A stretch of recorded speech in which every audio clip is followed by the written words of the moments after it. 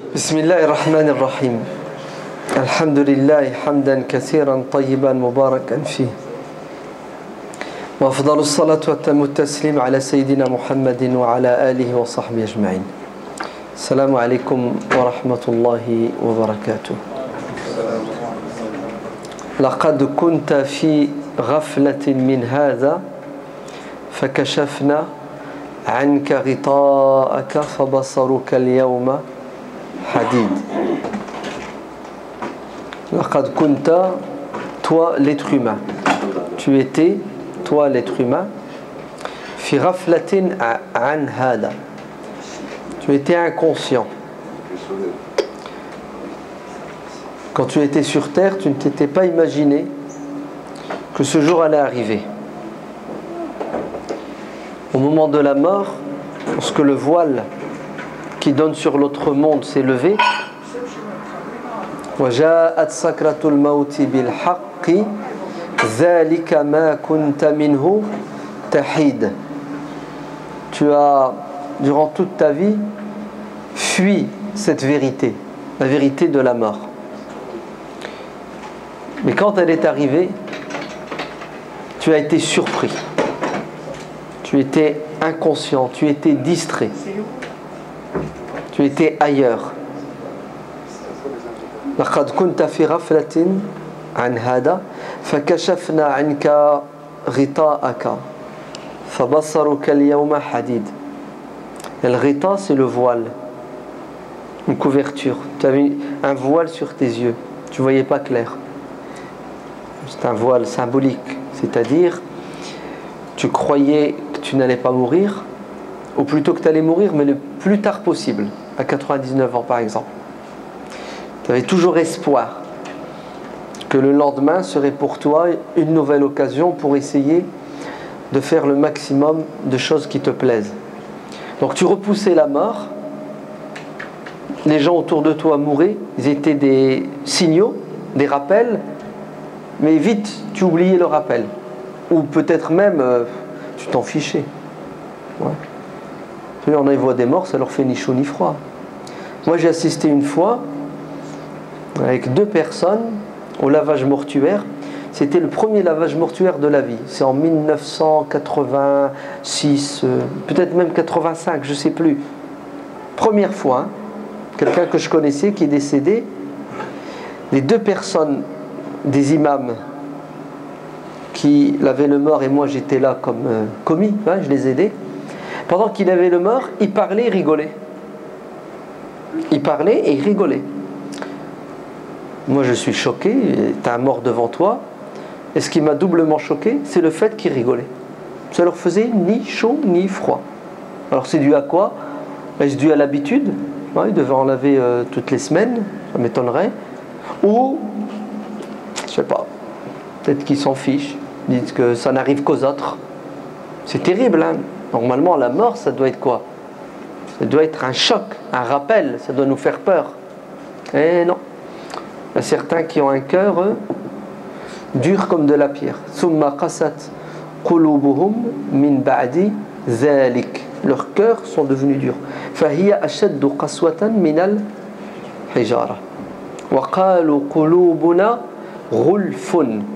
Leurs cœurs sont devenus plus durs que de la pierre. Et vous savez ce qu'ils disent? Ils disent non, non, non, nos cœurs sont insensibles. On ne capte plus les ondes. Parle-nous de la mort, fais-nous voir la mort. Dis-moi que je vais mourir demain, je m'en fiche. Il n'y a rien qui le fait réfléchir. Il est mort, Rolf, recouvert, impénétrable, insensible à tout rappel. C'est pour cela, la maladie du cœur, c'est le rafla. L'inconscience, l'insouciance. Ouais, t'es ailleurs, t'es dans le gaz.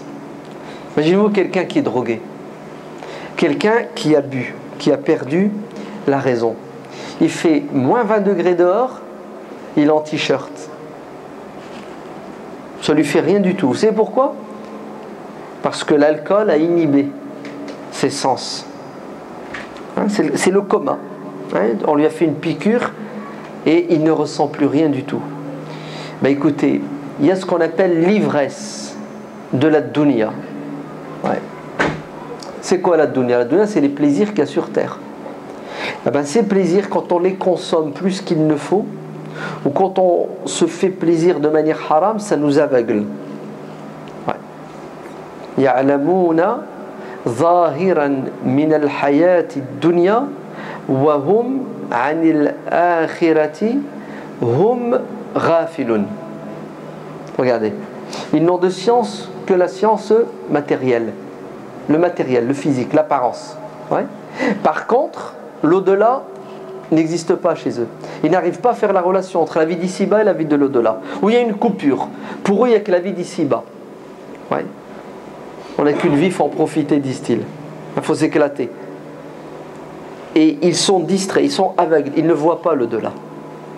C'est pour ça Dieu dit dans le Coran فَمَنْ كَانَ فِي هَذِهِ أَعْمَى فَهُوَ فِي الْآخِرَةِ أَعْمَى وَأَضَلُّ سَبِيلًا.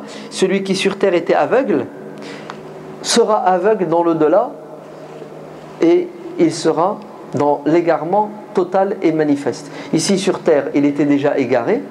Un aveugle, il ne peut pas circuler normalement. Ouais. Il se trompe, il s'égare. Là-haut, il sera aveugle et il s'égarera. C'est-à-dire, au lieu d'aller au paradis, comme le souhaiterait tout être humain normalement constitué, tu lui dis paradis, enfer, il va au paradis. Non, lui, il va aller en enfer. C'est normal, il est aveugle. Il ne sait pas où est le paradis et l'enfer. Il va aller en enfer. Il y en a même, ils seront ressuscités la tête en bas, les pieds en l'air. Vous savez pourquoi? À l'envers. Parce que sur terre, tout était à l'envers dans leur cerveau. Le bien était mal, le mal était bien. Hein, ils ont tout inversé. Ben, là-haut, ils seront renversés. Et quelqu'un qui est à l'envers, il ne peut pas marcher. Il ne peut pas aller loin. Marchez sur vos bras. Mettez-vous à l'envers, les pieds en l'air. Vous n'allez pas faire long feu. Hein. Tu fais 5 mètres, t'arrêtes parce que tes bras ne peuvent pas supporter le poids de ton corps. Et en plus, si tu marches à l'envers, tu sais ce qui va t'arriver? Tu ne regardes pas devant, tu regardes derrière. Ouais. Donc tu ne sais pas où tu vas. Tu vas dans un mur, tu vas dans un trou. Le meilleur des marcheurs, c'est celui qui marche debout et qui voit devant lui et qui n'est pas aveugle, qui est intelligent, c'est ça? Voilà, c'est ça que Dieu nous dit. Dieu nous dit, écoutez, les vrais yeux, ce sont les yeux de l'intelligence, qui te permettent de voir au-delà de la matière. Tu n'as pas été créé pour rien. La vie a un sens. N'est-ce pas? Ton petit doigt, il sert à quelque chose. Ta main sert à quelque chose. Ton avant-bras sert à quelque chose. Ton coude sert à quelque chose. Chaque chose sert à quelque chose. Quand tu additionnes toutes ces choses, elles servent bien à quelque chose. Donc toi qui es une addition de quoi? De choses infiniment petites qui ont un sens, tout est lié, tout est programmé. Toi-même t'es programmé. C'est quoi le programme? C'est tu vas vers quoi? Innaka kadihun ila rabbika kadhan fa mulaqih. Tu vas cheminer vers ton Seigneur, tant bien que mal. Tu vas trébucher, tu vas te mettre debout, tu vas galérer sur terre. Et le résultat final, il est le même pour tout le monde. Tu vas rencontrer ton Seigneur et tu vas devoir rendre des comptes. Il y a une facture qu'il faut payer obligatoirement. Pour certains, elle est salée, pour d'autres, elle ne l'est pas. Celui qui a compris le sens de la vie voit clair. Il sait où il va. Et toute sa vie, elle se déroulera par rapport à sa conviction. Logique, ouais. Un gosse qui a 5-6 ans, tu le lâches dehors, il fait beau là, il va faire quoi toute la journée? Il va jouer, il va prendre un ballon, une trottinette, il va jouer avec ses copains. Il va rentrer le soir, il cherche quoi? Il cherche à boire, manger, dormir. Il est pas responsable, il est inconscient. Il ne cherche pas à travailler pour payer les factures, il ne cherche pas à rentrer pour préparer à manger. Il y a d'autres qui font tout à sa place, ils s'amusent, c'est ça? Ben vous avez le choix, soit vous restez des enfants éternellement et vous vous amusez et vous ne savez pas ce qui vous attend. Et le jour où vous allez ouvrir les yeux sur la vie, la difficulté de la vie, vous allez pleurer. Oh là là, j'ai passé ma jeunesse à m'amuser. C'est la même chose, tu passes ta vie à t'amuser, un jour tu vas grandir, c'est la mort, tu vas ouvrir tes yeux sur un autre monde, et là tu vas dire, oh là là, Seigneur, je veux un joker.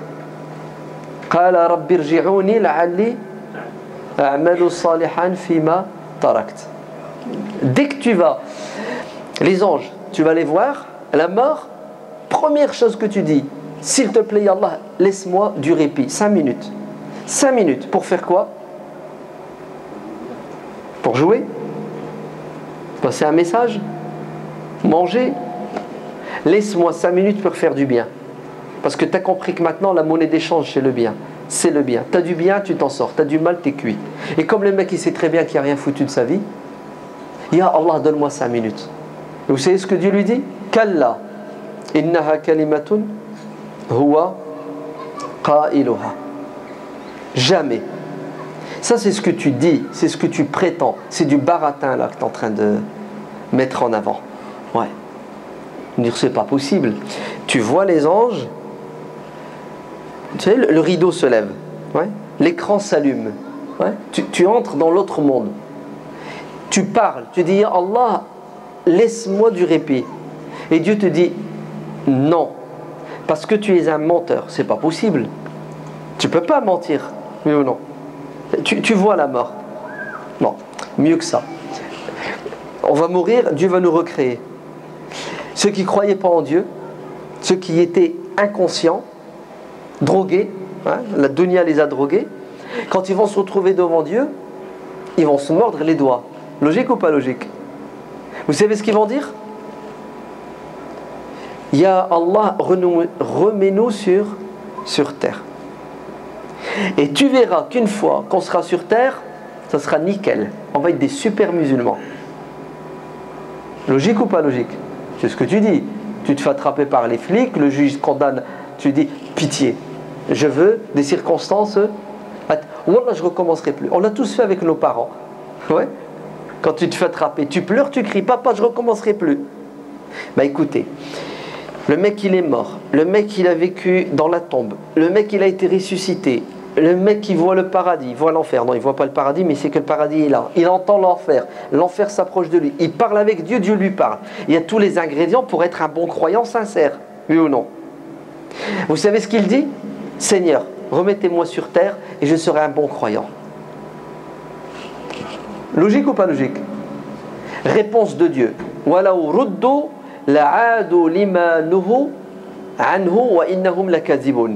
Dieu dit, et si je les remettais sur terre, ils recommenceraient à déconner, ce sont des menteurs. Franchement, vous ne trouvez pas que c'est dur à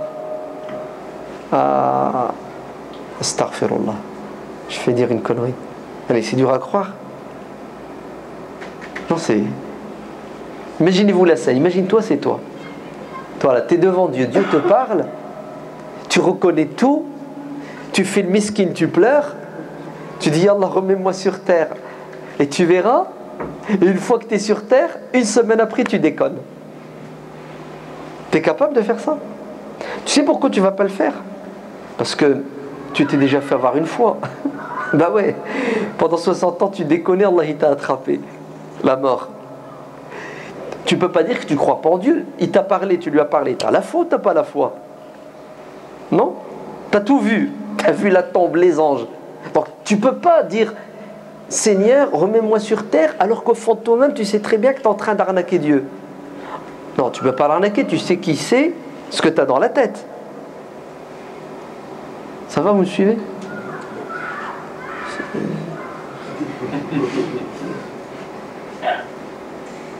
Dieu dit dans le Coran,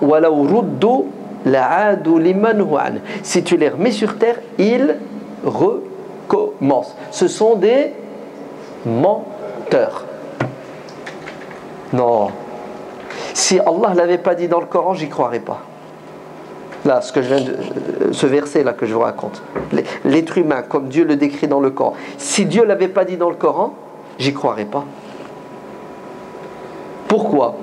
Parce que c'est dur. Attends, tu es devant Dieu, Dieu te parle, tu lui parles et tu es en train de la jouer à l'envers avec Dieu. C'est pas possible.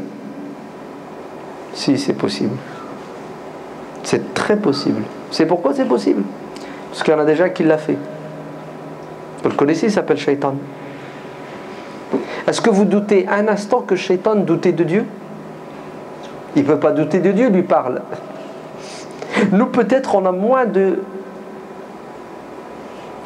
Il faut que je fasse gaffe à ce que je dis. Comprenez-moi, hein? Ouais, prenez pas la lettre ce que je dis. Peut-être nous on a moins de foi que Shaitan. Non? Tu lui as parlé à Dieu? Dieu t'a parlé? T'as vu les anges? T'as vu Adam? Tu te balades dans le ciel? Shaitan, tout ça, il l'a fait. Donc, il croit ou il croit pas? Ah, il croit, super. Oui ou non? Logique? Attends, il parle à Dieu, Dieu lui parle. Il ne peut pas douter une seconde, un instant de l'existence de Dieu. Va écoutez, il parle à Dieu, Dieu lui parle, et vous savez ce qu'il dit à Dieu? Je ne suis pas d'accord avec toi. Et je ne vais pas me prosterner devant Adam.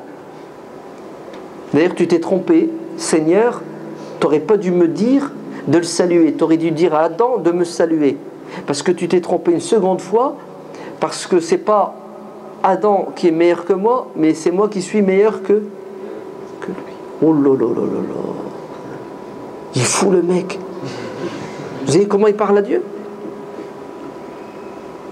Franchement, vous ne trouvez pas qu'il... Là, tu as des frissons quand tu dis non, non. Une créature, il est créé, hein. Il arrive à... Waouh, il faut le faire quand même. Hein. Qu'est-ce qui se passe? Qu'est-ce qu'il a l'homme pour en arriver à des incohérences, à faire des choses aussi stupides que ça? C'est de la folie, non? C'est suicidaire. Mais écoutez, pour comprendre, il faut regarder le commentaire. Pourquoi il a fait ça? Allah nous dit pourquoi il a fait ça. Ouais? Shaitan, il ne va pas dire j'ai fait ça pour telle et telle raison. Il ne va pas se fdahter, il ne va pas se dévoiler. Mais Allah nous dit, si vous avez du mal, vous, à comprendre la nature du diable ou la nature de l'homme, que je vais rappeler vers moi, je vais lui parler, il va me dire remets-moi sur terre, je vais devenir un super musulman, et moi je vous dis d'avance que c'est pas vrai, c'est un menteur. Cette nature de l'homme, si vous voulez la comprendre, ou celle de Shaitan, moi je vais vous dire comment l'homme est. Regardez ce qu'il dit de Shaitan. C'est pourquoi Shaitan il a fait ça? Istakbara. Ça s'appelle l'orgueil, la vanité, la grosse tête. Vous savez pourquoi l'homme, une fois qu'il va rencontrer Dieu, il va demander une seconde chance et il ne va pas tenir sa parole si jamais Dieu lui donne? Vous savez pourquoi? Parce qu'il a une faiblesse, une maladie qui s'appelle El-Rafla, l'insouciance, l'oubli. La première semaine, la première année, les premières 10 années qu'il va passer sur terre, nickel. Plus le temps avance, plus il s'éloigne du moment où il a rencontré Dieu, plus il va oublier son engagement, sa parole, et plus il va retourner dans l'égarement. Et au fond de lui-même, vous savez ce qu'il va se dire? Il faut que j'arrête, c'est pas bien ce que je fais. Il faut que... Non, je déconne. J'avais donné une promesse à Dieu. Non, non, non. Et puis, demain. Wallah, demain, c'est promis. Demain, j'arrête. Le lendemain, il recommence. Waouh, ouais, c'est vrai, non, j'ai encore déconné. Wallah, demain, c'est sûr. Non, je vais arrêter la semaine prochaine. Non, j'ai trouvé. Vous savez quand je vais arrêter?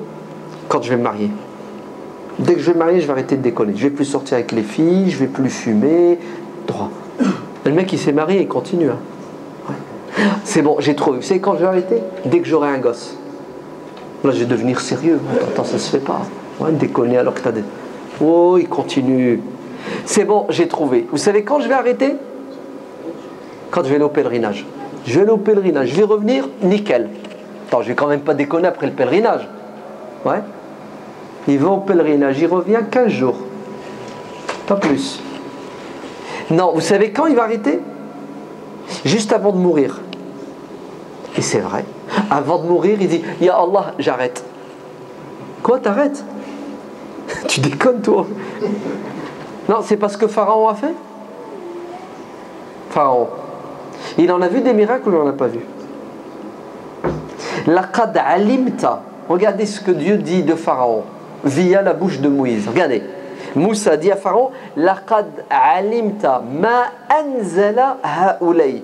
Tu sais pertinemment, tu sais très bien, ô Pharaon, que ces miracles viennent de Dieu. Et c'est vrai, Pharaon, il le sait au fond de lui-même. Il sait très bien que l'eau qui devient du sang, c'est pas l'œuvre d'un magicien. Et il en a des magiciens, ils ne peuvent pas le faire. Ils l'ont jamais fait, ils le feront jamais. Vous imaginez les 9 plaies d'Égypte, c'est ça? Ouais. Les 9 ayatin. Le bâton serpent, le serpent bâton. Pharaon, il est convaincu au fond de lui-même que Moussa a raison, que le Dieu de Moïse, c'est la vérité. Mais ça ne l'arrange pas. Tout simplement, ça ne l'arrange pas. Pharaon veut rester libre. Libre de s'éclater sans limite. Halal, haram, je ne veux pas que ça existe. Tout est halal tant que ça m'arrange. Jusqu'au moment où il est en train de se noyer, qu'est-ce qu'il dit? Amantu billadhi amanat bihi al-an, maintenant. Non, t'es pas sérieux. Oui. Ça fait des années, hein. Il a tout vu, il a tout entendu. Maintenant qu'il va mourir, c'est ce qu'il dit? Je crois au Dieu des enfants d'Israël. Et Dieu lui dit, maintenant, ça marche pas mon petit. Ça marche pas, trop tard. Pourquoi t'as laissé passer les 70 ans? Wal asr innal insana lafi khusr. Dieu jure, l'être humain, il va dans un mur. Qui c'est qui va pas rentrer dans le mur? Vous savez qui? Ceux qui ont la foi, une foi éclairée, intelligente. Il sait d'où il vient, il sait où il va, il sait ce qu'il doit faire sur terre. Et tu le vois, tous les jours, il s'améliore. Il fait du bien, il évite de faire du mal. Hada, il est sincère, Hada, il est sérieux, Hada, il va s'en sortir. L'autre, c'est du pipeau. L'autre, il se fout de la gueule du monde. Astaghfirullah, il se fout de sa gueule. Mais oui, jamais tu crois parce que c'est ton problème. Dieu n'a que faire de ton adoration. Tes péchés, mais ils vont se retourner contre toi, pas contre moi, ni contre quiconque.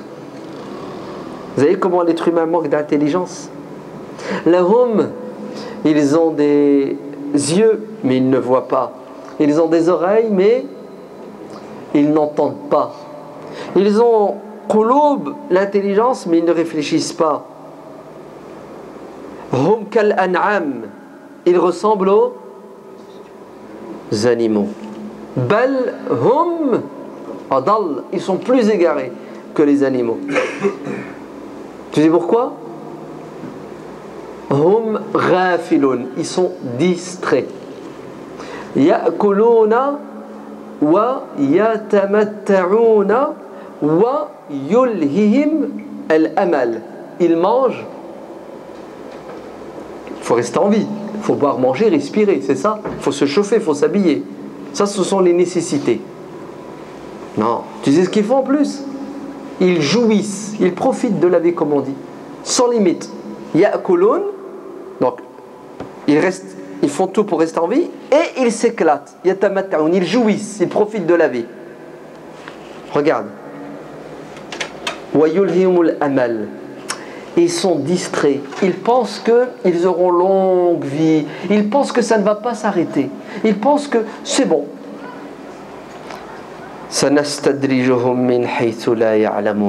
Ils ne savent pas qu'ils sont piégés. Chaque jour qui passe, c'est un jour de moins. Chaque jour qui passe les rapproche de la mort. Et chaque jouissance va devenir pour eux une punition. Et ils regretteront ce jour-là d'avoir profité de quelque chose de banal. Très bien. Le problème de l'être humain, du moins notre problème à nous, surtout on va parler de nous les musulmans, ouais, c'est qu'on oublie. On est inconscient. Il y a des dangers. On va vers quelque chose d'inéluctable, le paradis ou l'enfer, et on est détourné. On est détourné par l'essentiel. On est détourné de l'essentiel par les choses futiles. On s'amuse. Ouais. Nous sommes des cigales. On croit que l'été est éternel. Mais il est très court l'été, surtout en France. Surtout cette année. Alors vous savez ce qu'il faut? Il faut se rappeler les vérités. C'est pour ça le contraire de l'ghafla, c'est le dhikr. Dites-moi, quelle est l'adoration dans le Coran que Dieu nous demande de mettre en pratique sans limite, tout le temps, n'importe où, quelle que soit la situation, sans condition, sans rien du tout? Il n'y en a qu'une. C'est laquelle? Le dhikr. C'est quoi le dhikr? Le rappel de Dieu. Il y a 3 niveaux dans le dhikr. Le dhikr avec la pensée, c'est la contemplation, la réflexion, la remise en question, l'auto-jugement, tu sais, au niveau intellectuel et spirituel. Deuxièmement, le dhikr avec la langue, des paroles qu'il faut prononcer, des invocations qu'il faut faire, des récitations de Coran. Et troisièmement, le dhikr avec il est là, hein? Le dhikr avec le corps, c'est-à-dire tu n'utilises tes membres que dans ce qui plaît à Dieu et tu ne les utilises pas. Vous avez vu le... Hein? Très bien. Qu'est-ce que Dieu dit dhikr? Fazkurullaha zikran kathiran. Évoquez Dieu énormément, c'est ça? Bukratan wa asilan. Matin et soir. Qiyaman wa qu'udan. Debout, allongé, assis. Vous le savez ça? Non, il y en a qui va me dire: oh non, non, non, on ne peut pas évoquer Dieu dans les toilettes. C'est ça? C'est le seul endroit, non? Oui ou non? Si? C'est ce qu'on nous a dit. C'est évident que quand tu es dans les toilettes, tu ne vas pas évoquer Dieu à haute voix. Mais tu ne peux pas t'empêcher de l'évoquer dans la pensée. Ouais. C'est pour ça Abdullah ibn Amr ibn al-As, il évoquait Dieu dans les toilettes. On lui a fait la remarque. Il a dit: ne vous inquiétez pas, les bonnes paroles montent au ciel, elles ne vont pas vers le bas. Ouais. Vous ne pouvez pas s'empêcher ni s'arrêter. Ouais. Aïcha radiallahu anha a dit: le prophète sallallahu alayhi wa sallam, kana yazkurullah, il évoquait Dieu tout le temps, non-stop. Et s'il ne l'évoque pas avec la langue à haute voix dans les toilettes, il l'évoque avec le cœur. C'est ça? La preuve, même quand il dort, il évoque Dieu.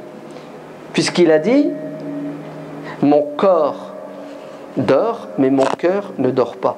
C'est-à-dire, quand vous me voyez allongé, vous croyez que je dors?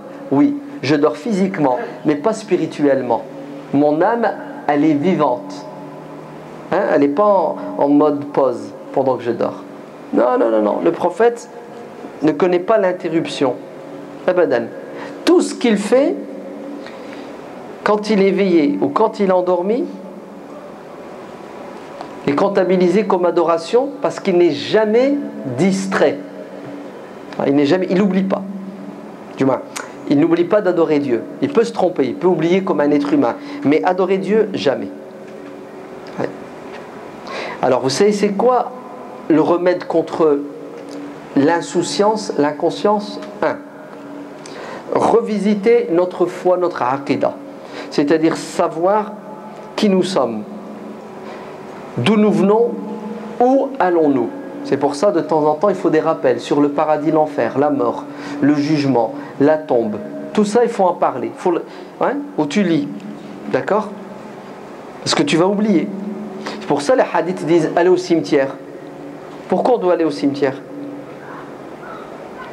Le prophète sallallahu alayhi wa sallam dit: je vous avais interdit de visiter les cimetières. C'est ça? Maintenant, allez-y, ça vous rappellera l'au-delà. Pourquoi est-ce qu'il l'interdit au début? Parce qu'il venait de se convertir. Donc il faut d'abord les éduquer et ensuite tu les renvoies au cimetière. Parce que s'ils viennent de se convertir tu les laisses aller au cimetière, ils vont faire des choses qui ne sont pas bien au cimetière. Parce qu'ils avaient des habitudes. Donc le prophète les a sevrés pendant un moment, il les a éloignés du cimetière, parce qu'ils étaient très attachés à leurs ancêtres, via plein d'actes égarés. Donc il les a éloignés du cimetière pendant un laps de temps, le temps de les vider et de les remplir, les vider de tout ce qui est négatif, mauvais, faux, et il les a remplis de ce qui est positif et bon. Et qu'est-ce qu'il leur a dit? Ala fazuruha, al-an, allez-y au cimetière, parce que c'est un rappel.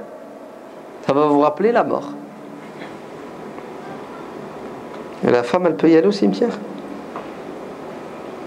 Tu sais pas? La femme? Tu sais pas? Si, elle peut. Tu penses? Toc toc. Oui? Si elle a son mari avec, Mskin. Et s'il ne veut pas y aller, elle l'emmène au cimetière. Le mec est en train de s'éclater, de s'amuser, elle a envie de la mort, viens, elle lui casse son business. Non, la femme, elle a besoin comme l'homme du rappel. Elle a besoin comme l'homme, puisqu'elle a un cœur et elle est censée aller au paradis, ne pas aller en enfer. De quoi? De rappel comme l'homme. D'accord? C'est le bon sens, c'est la logique.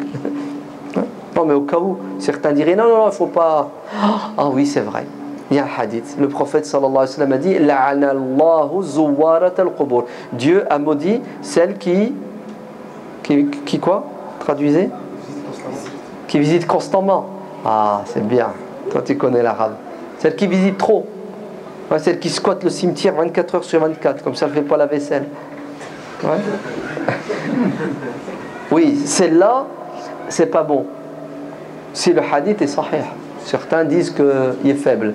Mais le vrai hadith sahih dit rendez visite aux morts, allez au cimetière. Voilà. Un des remèdes contre l'oubli, l'insouciance, c'est la visite. C'est pour cela, on a dit à Uthman ibn Affan, comment se fait-il? Il y a Uthman, quand on parle de l'enfer, le jugement, etc., tu pleures pas. Et dès que tu es au cimetière, on parle de la tombe, tu pleures. Il a dit car la tombe, c'est le premier pas dans le monde de l'au-delà. Si tu rates ce pas-là, c'est la première étape. Si tu la rates, tu es mort. Allez, après, c'est pire. Si la tombe, tu l'as réussi, tout le reste passe. Othman, il est allé au cimetière et il pleurait. Vous savez qu'est-ce qu'ont fait certains élèves de compagnons, ce qu'on appelle les tabi'un, pour se rappeler la mort? Ne le faites pas, hein. D'ailleurs, vous ne pourrez pas le faire, même si vous voulez. Ils ont creusé une tombe dans leur chambre. Oui.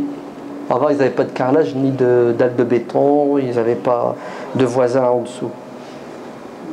Il creuse une tombe dans sa chambre à coucher. Vous savez ce qu'il fait? De temps en temps, il descend dans la tombe. Il met un drap au-dessus et il s'imagine dans la tombe, questionné par les anges. Il s'imagine, il a perdu sa femme, ses enfants. Un autre, vous savez ce qu'il faisait? Rabi' ibn Khusayyim, il prenait des chaînes, il descendait dans la tombe, il se mettait les chaînes, des carcans, comme Dieu dit dans le Coran. Et il s'imaginait son passé, il se remémorait son passé, il s'imaginait l'enfer, et il pleurait. Et après, vous savez ce qu'il faisait? Il enlevait les chaînes, il sortait de là, il disait « T'as encore une chance, profites-en. Tu as du répit. N'attends pas le jour où tu voudras sortir de la tombe et tu ne pourras pas sortir de la tombe. » Pas mal, hein? Ouais, c'est des moyens. Ouais. Ali ibn Abi Talib, qu'est-ce qu'il faisait? Il prenait une bougie, mettait son doigt au-dessus de la flamme, et dès qu'il tient plus, il brûle, il l'enlève. Il dit à son doigt, t'as vu, t'arrives même pas à résister à une flamme et tu veux résister à l'enfer? T'as intérêt de te calmer, de marcher droit. Voilà, ce sont des moyens, d'accord, pour essayer. Nous, creusez pas une tombe. Hein. C'est ce que vous faites, vous cherchez sur internet. Voilà, des scènes, quelqu'un qui est mort. On l'avait un mort. C'est quelque chose qui va vous rappeler. Ouais. C'est bien, l'être humain il a besoin de voir. Hein, on a besoin du concret. L'abstrait, c'est bon, mais c'est pas suffisant. Il nous faut du concret. Donc le prophète sallallahu alayhi wa sallam, pour nous sortir de l'insouciance, qu'est-ce qu'il nous dit? Rappelez-vous la mort. Rendez visite aux morts. Allez au cimetière. entrer en contact. C'est pour ça qu'il nous avait commandé de suivre le convoi funéraire, hein, de faire la prière sur le mort. Hein, celui qui prie sur la mort, il a une montagne de hasanat. Pourquoi? Tout ça, c'est pour nous, avant que ce soit pour le mort. De même, aller rendre visite aux malades,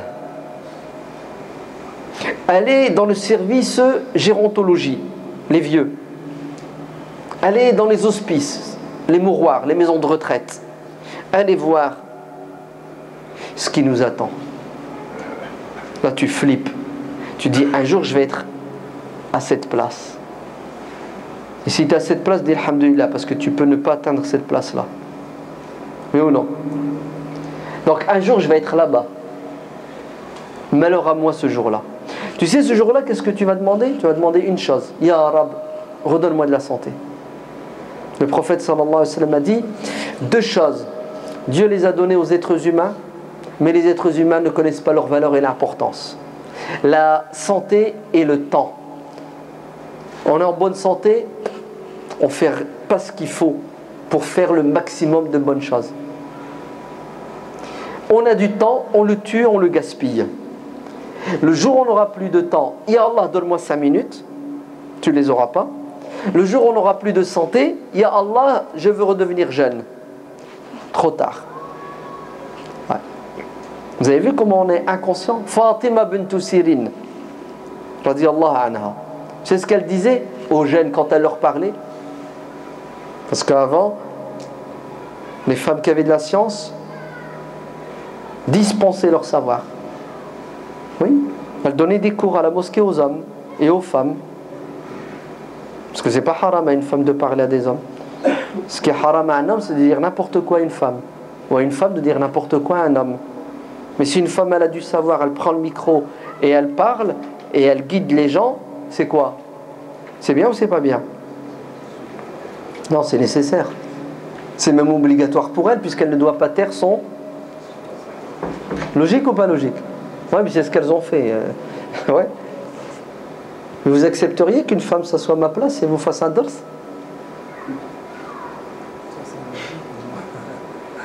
Jamais. Ah ouais. Ça, c'est nouveau pour moi. C'est nouveau. On ne se pose pas la question est-ce que c'est bon ou mauvais? Est-ce que c'est vrai ou c'est faux? Est-ce que c'est halal ou haram? Le problème c'est nouveau, on ne connaît pas, ça va nous choquer. Et c'est vrai, hein, le frère il a raison, les musulmans sont comme ça. Le halal et le haram dépend de quoi? De mes goûts et mes couleurs. Ah, ça me choque, j'en veux pas. C'est halal, on s'en fiche. C'est haram, on s'en fiche. On est prisonnier de quoi? De notre culture, de nos habitudes, tout simplement. De nos traditions. Et c'est catastrophique, hein. C'est pire que catastrophique. Ça nous freine, ça nous retarde. T'imagines, elle est savante et on ne peut pas profiter de son savoir parce que t'es choqué. Déchoque-toi. Wallah, l'adib, lâche-nous les baskets. Barre-toi, va-t'en. Ah non, c'est quoi ça? Aïcha radiallahu anha, elle parlait. C'est vrai que c'est la femme du prophète, donc elle c'est spécial, tu la verras pas. Mais le reste des femmes, elles parlent en public. Bref, qu'est-ce qu'elle a dit Fatima bint Sirin? Elle a dit aux jeunes, en pleine forme: bougez-vous, adorez Dieu avant que vous ne preniez de l'âge comme moi et que vous vouliez l'adorer et que vous n'y arriviez point. Attention, vous allez le regretter. Elle dit ça alors qu'elle a 80 ans et personne ne pouvait la suivre dans le jeûne et la prière. Personne ne pouvait, parmi les jeunes, faire comme elle. Ouais. Et on n'a pas besoin de demander à Fatima bint Sirin radiallahu anha. On va demander juste à nos parents qui ont des cheveux blancs. Vous voudrez bien retourner en arrière? Avoir 20 ans? Oui ou non? Ouais. Mais c'est un rêve irréalisable. Impossible. Tu peux tout faire sauf ça. Impossible. La seconde, une fois qu'elle est passée, elle ne reviendra pas. Impossible. C'est pour cela, Dieu, qu'est-ce qu'il dit dans le Coran? وَلَا تَكُونُوا كَالَّذِينَ Non. وَلَا تَكُونُوا كَالَّذِينَ أُوتُوا الْكِتَابَ مِنْ قَبْلِكُمْ. Alors, qu'est-ce qui leur est arrivé? Ne ressemblez pas à ceux qui ont reçu le livre avant vous, les enfants d'Israël. Ne soyez pas comme eux, les enfants d'Israël, les juifs et les chrétiens. On a le droit de les suivre, on a le droit de copier sur eux. Quand c'est halal, quand c'est bon, quand c'est utile, quand c'est positif, quand c'est pas contraire à notre religion. Mais si c'est contraire à notre religion, wala takunu, ne le ressemblez pas, ne les suivez pas. Vous avez compris la différence? Dieu dans le Coran, dans d'autres versets, il nous dit de les suivre. Il nous dit que les enfants d'Israël, les juifs et les chrétiens, c'est quoi? Sont nos ancêtres spirituels. Et nous sommes leurs fils. Car c'est toujours la même religion qui s'adapte. Dieu dans le Coran nous dit, vous suivez les enfants d'Israël dans ce qu'ils ont de bon, de positif et qui n'est pas contraire à votre islam sous sa forme mohammadienne. Ça va? Vous arrivez à distinguer? Tous les hadiths qui disent différenciez-vous des juifs et des chrétiens, ça veut dire quoi? Différenciez-vous des juifs et des chrétiens dans ce qu'ils ont de contraire à l'islam. Mais si les juifs et les chrétiens font quelque chose de positif qui n'est pas contraire à l'islam, viens, je prends. Mais oui, puisque le croyant, il est quoi? Il est intelligent, il prend tout ce qui est bon de tout le monde, de son ami et de son ennemi. Il n'est pas raciste. Il ne doit pas être raciste. On est un peu raciste quand même, non? Ça va? Je suis un petit peu. Ouais. Ah non, tout ce qui vient des autres, c'est haram. Non? Alors que, dans le hadith rapporté par l'imam Muslim, écoutez bien, le compagnon Abdullah ibn Abbas dit que le prophète sallallahu alayhi wa sallam kana, écoutez bien les arabophones, kana yuhibbu muwafaqata ahlil kitab. Vous avez entendu le hadith? Le prophète sallallahu alayhi wa sallam, il aimait ressembler aux juifs et aux chrétiens. Waouh! Il est waouh ce hadith. Non, il n'est pas waouh. Tu l'as déjà entendu? Jamais. Sahih Muslim. Le prophète copiait, suivait, cherchait à leur ressembler. Tant que c'était pas interdit, ou tant qu'il n'a pas eu un ordre contraire. C'est dans le hadith de Sahih, dans le hadith qui est dans le Sahih de l'imam Muslim. Vous savez pourquoi le prophète était comme ça? Vous savez pourquoi? Pour la simple et unique raison, c'est que Moussa alayhi salam a été envoyé aux enfants d'Israël. Isa a été envoyé aux enfants d'Israël. Moussa et Isa ont enseigné la vérité, ont transmis la vérité. Alors les enfants d'Israël ont gardé des vérités. Et ces vérités-là sont les bienvenues. Et le prophète n'est pas venu pour s'opposer aux juifs et aux chrétiens. Il est venu leur dire: je suis comme votre prophète. Je suis le grand frère des prophètes qui vous ont été envoyés. C'est la même religion, elle s'appelle l'islam. La preuve, regardez. Vous faites ça, moi aussi je fais comme vous. Vous jeûnez le jour de Ashura. Pourquoi vous jeûnez Ashura?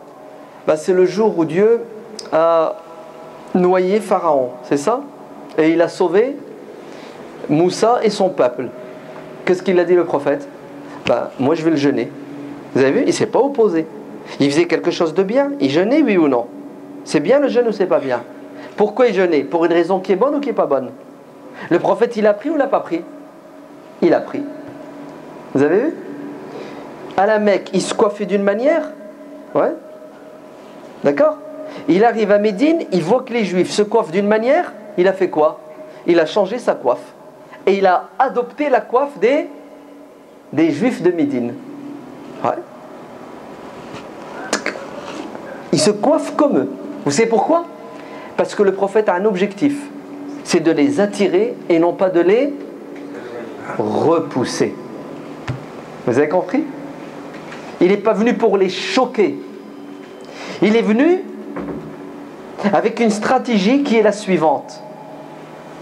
Vous êtes proche de moi. Et il n'y a pas beaucoup de différence entre vous et moi. Ouais.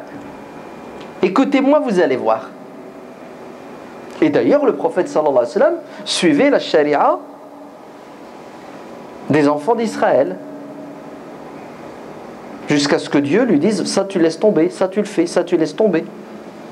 C'est pour ça que tous les savants musulmans s'accordent, du moins, la plupart des savants musulmans disent que shar'u man qablana, shar'un lana. La loi de ceux qui nous précèdent, c'est notre loi. Tant que l'islam, sous sa forme mohammedienne, n'abroge pas quelque chose. Le prophète sallallahu alayhi wa sallam, qu'est-ce qu'il a dit? Hadithu an bani Israël wala haraj. Vous pouvez lire la Bible, prendre de la Bible. Prendre quoi de la Bible? Écoutez bien ce qu'il dit.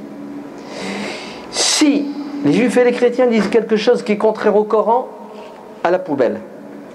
Si les juifs et les chrétiens disent quelque chose qui va dans le sens du Coran, vous prenez. C'est ça? S'ils disent quelque chose que le Coran ne critique pas, c'est-à-dire ne dit pas c'est bien ou c'est mauvais, alors ne dites pas que c'est mauvais parce que ça peut être bien, ne dites pas que c'est bon parce que ça peut être mauvais. Oh là là, regardez l'intelligence, regardez la justesse, l'impartialité.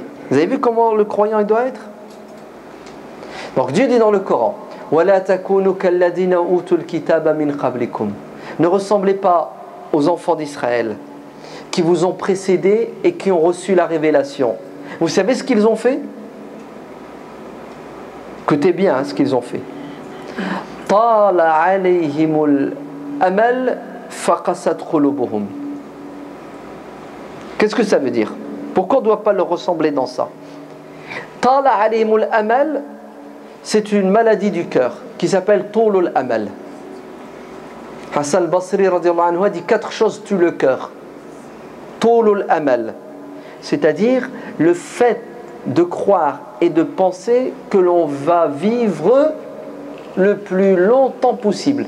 Le fait de croire et de penser que la mort ne peut pas nous toucher à notre âge. Ah, je suis jeune, il n'y a que les vieux qui meurent. Je suis en bonne santé, il n'y a que les malades qui meurent.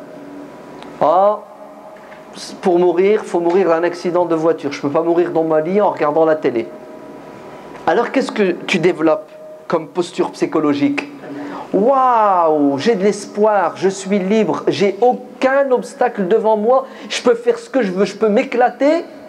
J'ai devant moi du répit. Ouais. Regardez ce que Dieu dit des enfants d'Israël.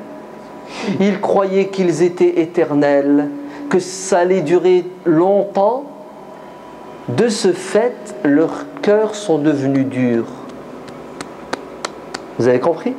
Quand tu oublies la mort, quand tu oublies la maladie, quand tu oublies les problèmes qui peuvent venir te casser, le prophète sallallahu alayhi wa sallam dit Uzkuru hazim al-laddat. N'oubliez jamais, pensez en permanence à celle qui vient casser les jouissances, la mort. Tous tes plans tombent à l'eau. Et c'est vrai, hein, on est à l'abri de rien. Wallah al-Adim, on est à l'abri. Tu rigoles? Dans 5 minutes, tu peux pleurer. Non?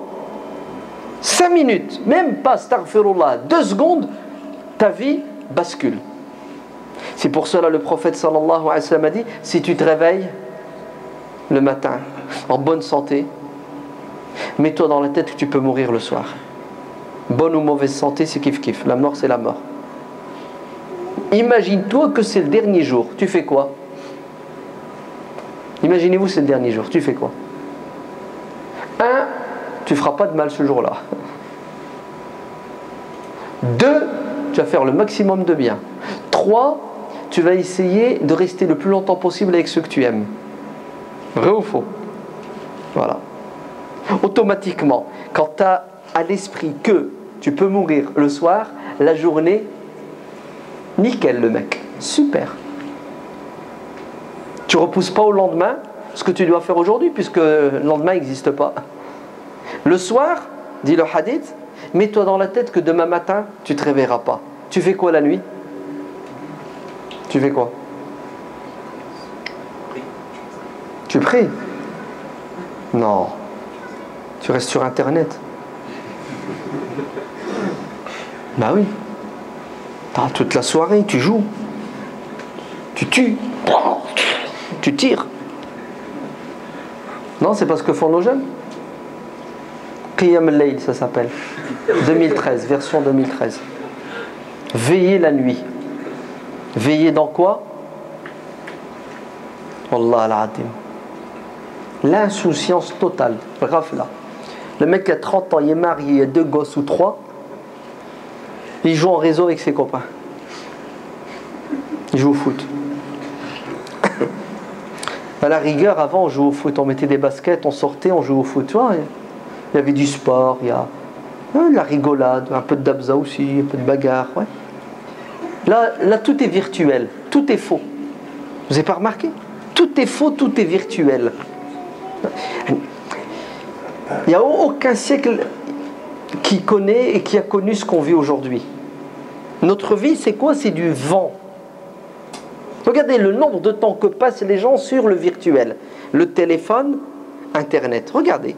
Minimum 2 heures par jour. Minimum.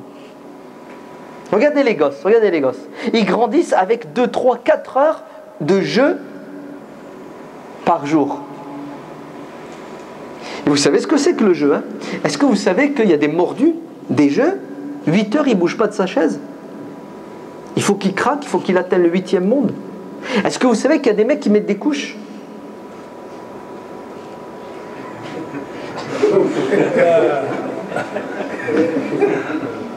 C'est la vérité.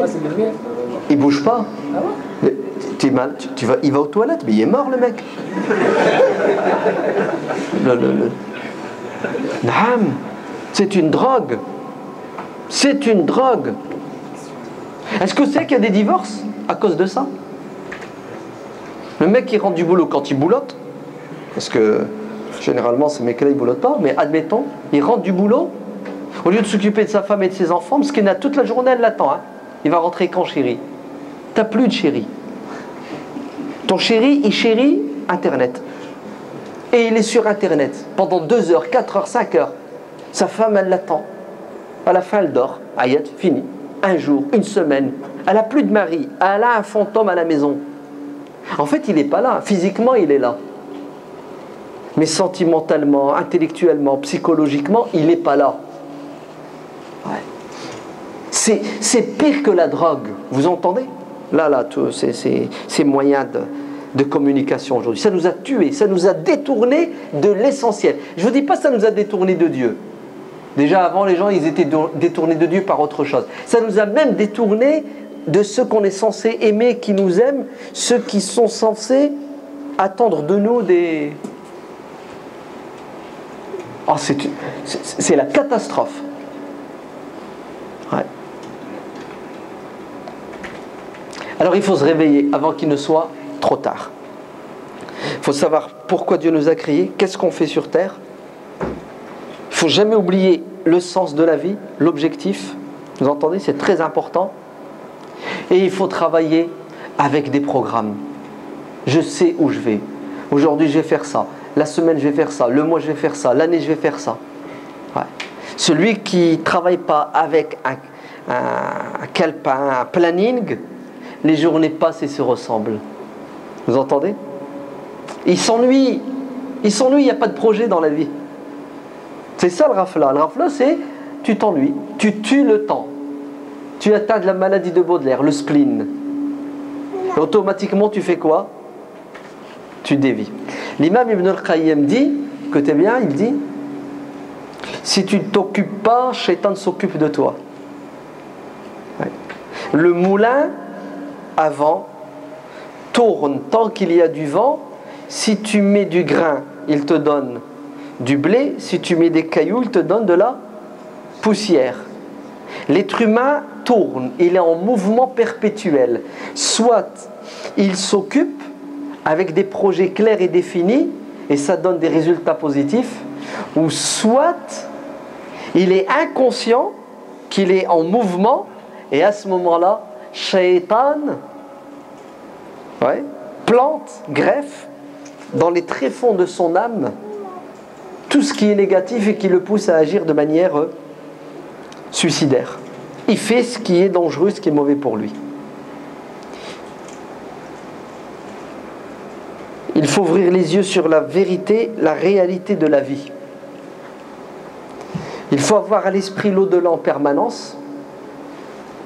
Il ne faut jamais rester sans rien faire, car le temps n'est pas en ta faveur. Si tu ne l'exploites pas, il te tue. Le musulman est quelqu'un qui produit. S'il n'est pas occupé à produire pour la dunya, il produit pour l'au-delà. Sinon, il sera un consommateur de ce que Shaitan distribue aux êtres humains jusqu'à ce qu'il soit consommé sous terre pour finir comme le combustible de l'enfer.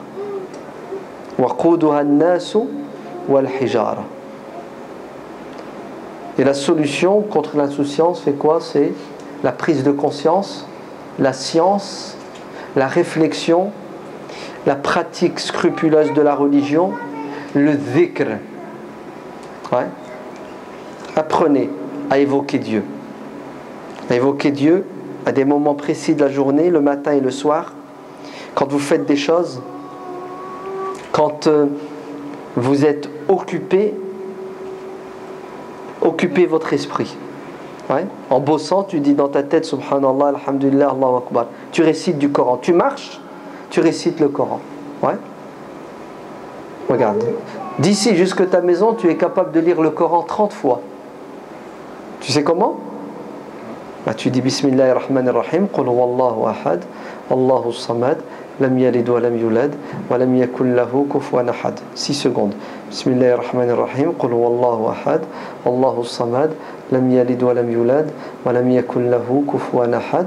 Bismillahirrahmanirrahim, Qul huwallahu ahad, Allahu samad, lam yalid wa lam yulad, wa lam yakul lahu kufuwan ahad. J'ai lu le Coran en entier. Le prophète sallallahu alayhi wa sallam a dit: celui qui récite 3 fois Qul huwallah aura la récompense de celui qui a lu le Coran en entier. Le prophète sallallahu alayhi wa sallam a dit dans le hadith sahih: celui qui récite 10 versets du Coran le soir avant de dormir ne sera pas considéré parmi les insouciants distraits. Laysa min al-ghafilin. 10 versets. Tu arrives à lire le soir 10 versets avant de dormir, Dieu t'efface de la liste des mecs dans le gaz. L'insouciance c'était dans le gaz. Et il te met sur la liste des gens qui l'évoquent. Vous savez que c'est pas compliqué, c'est pas difficile. Il faut juste prendre conscience. C'est bien ce que vous faites, le rappel. C'est toutes les semaines? C'est ça, toutes les semaines il y a une conférence? Le week-end. Le samedi. Non, le dimanche. Jour du Seigneur. Pendant Ramadan. Après Ramadan, il n'y a plus rien. Il faut continuer. On a besoin du rappel, car le rappel est utile aux croyants. Conférences, il ne faut pas les faire uniquement pendant Ramadan. Une fois Ramadan terminé, 1 fois par mois, 2 fois par mois, pas trop. Overdose, j'en veux pas. Un truc régulier, comme ça les gens ne sont pas dans l'insouciance. Ils ont dit à Abu Abdurrahman, Abdullah ibn Mas'ud, ses élèves, le compagnon Abdullah ibn Mas'ud, il lui dit: s'il te plaît, tu peux pas nous faire des conférences tous les jours? C'est trop beau, c'est super. Quand on est à la mosquée, tu nous parles. On a la foi, on est concentré et on a envie de retourner le monde. Il te met la pêche quand même, Abdullah ibn Mas'ud. C'est ce qu'il leur a dit? Non, tous les jours non. Le prophète n'était pas comme ça. Yatakhawwaluna al-maw'ida. Il nous faisait des exhortations de temps à autre pour éviter qu'on se lasse. Si tu manges tous les jours des frites, à la fin tu as la haine des frites. Vous avez compris? Donc Allah ibarak fikoum, le rappel est nécessaire et utile pour qu'on sorte de la rafla, l'inconscience et l'insouciance. Je termine avec Sahl ibn Abdillah al-Tustari radiyallahu anhu. On a dit: comment tu as fait pour atteindre ce degré de spiritualité, de piété? Il a dit: grâce à mon chat. Le chat, miaou, Ouais, C-H-A-T. Allez, son chat va lui donner une leçon. Il lui dit, comment ton chat? Il a dit, j'ai observé un jour mon chat. Il était assis, il ne bougeait pas, il ne respirait plus, il était en apnée. 1 heure, 2 heures. Vous savez pourquoi? Mais il attendait la souris. Il y avait une souris qui était cachée et il attendait la souris. Et il ne bougeait pas. J'ai dit, mais c'est pas possible, il ne bouge pas. Même ses poils, il ne bouge pas. Vous savez pourquoi? Parce qu'il bouge, il est mort. Il ne mangera pas. Et il a mis le prix, la concentration sur le trésor, la souris. Quand la souris est sortie, il l'a tué, il l'a mangé. Vous savez ce qu'il a dit, Sahl ibn Abdillah? Il a dit, Shofo subhanallah, nous on a un truc qui s'appelle le paradis. Au lieu de nous concentrer sur lui, on est quoi? On est attiré par ouais, Canal+, ouais, les sites. On n'est pas concentré, hein? On est distrait. C'est pour ça qu'on n'aura pas le paradis.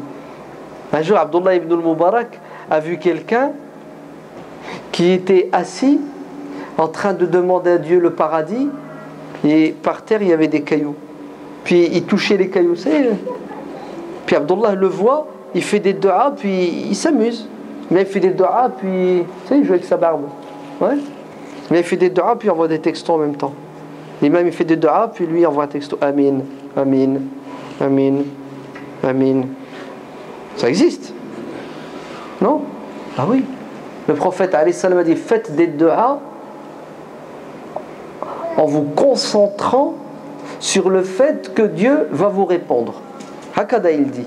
Mais si vous faites des du'as et vous êtes ailleurs, allez, tu crois que Dieu va te répondre? Ça va pas, non? Wa antum muqinuna bil ijaba. Allez, priez Dieu. Allez, vous amusez pas. Donc le mec, qu'est-ce qu'il faisait? Il faisait des du'as puis il s'amusait en même temps. Il lui dit, Wallahi, ce que tu demandes, ça doit pas coûter cher. Hein, ça doit être quelque chose de... Allez, tu demandes quelque chose qui est le paradis, bon sang, fais un peu de... Ouais, un peu d'effort. Ouais, arrête de t'amuser, c'est pas un jeu le paradis. C'est pour ça, un matin, ils l'ont trouvé à la mosquée en train de pleurer. Abdullah ibn al-Mubarak. Qu'est-ce que t'as? Pourquoi tu pleures? Ton père est mort, ta mère est morte? C'est ce qu'il leur a dit? Non, wallahi, je pleure pas pour un malheur de la vie d'ici-bas. Mais je pleure parce que cette nuit, j'ai osé demander à Dieu le paradis. Eh oui. C'est-à-dire qu'il n'a jamais osé demander à Dieu le paradis. C'est qu'est-ce qu'il demandait? Ya Allah, ne me mets pas en enfer, ça me suffit. Mais le paradis, je ne le mérite pas. Non, attends, déconne pas quand tu vas pas demander le paradis. Juste, Ya Allah, tu ne me mets pas en enfer, je deviens de la poussière, c'est bon. Mais cette nuit, je ne sais pas ce qui m'est arrivé, j'ai demandé à Allah le paradis, je pleure, j'ai honte. Parce que je ne le mérite pas. Vous avez les gens concentrés? Je vais m'arrêter ici. Vous avez des remarques? Des questions? Des critiques? Des suggestions? Si vous n'avez rien à dire, on se sépare. والله أعلم والحمد لله رب العالمين ربنا آتنا في الدنيا حسنة وفي الآخرة حسنة وقنا عذاب النار سبحان ربك رب العزة عما يصفون وسلام على المرسلين والحمد لله رب العالمين والسلام عليكم